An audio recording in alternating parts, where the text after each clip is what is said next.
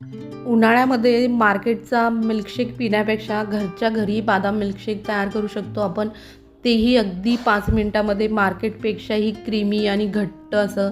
हे पहा, मस्त असं मिल्कशेक तयार झालेला आहे. चला तर पाहूया.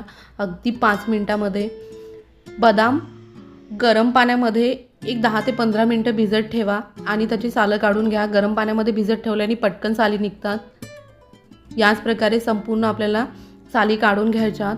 आता मी अर्धा लिटर दूध गरम केले, त्याला जवळपास 10 ते 15 बदाम घेतलेले आहेत. तुम्ही तुमच्या आवडीनुसार कमी जास्त करू शकता, तुम्हाला किती घट्ट किंवा पातळ हवं असेल त्यानुसार. आता हे दूध छान गरम करायचं आहे.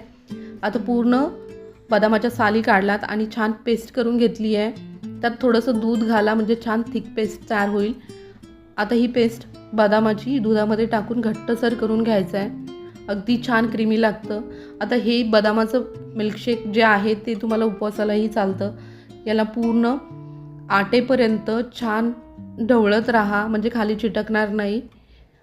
आणि आता ह्याच्यामध्ये लगेचच आपण साखर टाकू. साखर तुम्ही तुमच्या आवडीनुसार कमी जास्त करू शकता.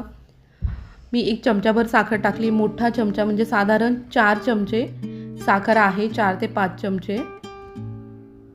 आता याला सतत ढवळत आपल्याला दूध आटवून घ्यायचं आहे. थोडंसं दूध, हे पहा, घट्टसर दूध असं तयार झालं आहे.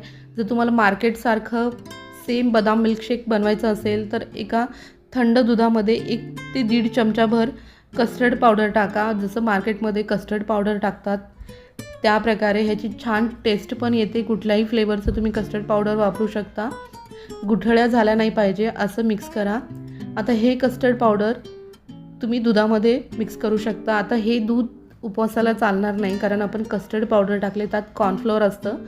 पण तुम्हाला नेहमी मुलांना जर बाजारापेक्षा घरचं छान हेल्दी असं दूध द्यायचं असेल तर या प्रकारे बदाम मिल्कशेक बनवू शकता. एक 5 मिनटं छान उकळून घ्या. झटपट रेडी 5 मिनटामध्ये बदाम मिल्कशेक. लाईक, शेअर, सबस्क्राईब करायला विसरू नका. थँक्यू.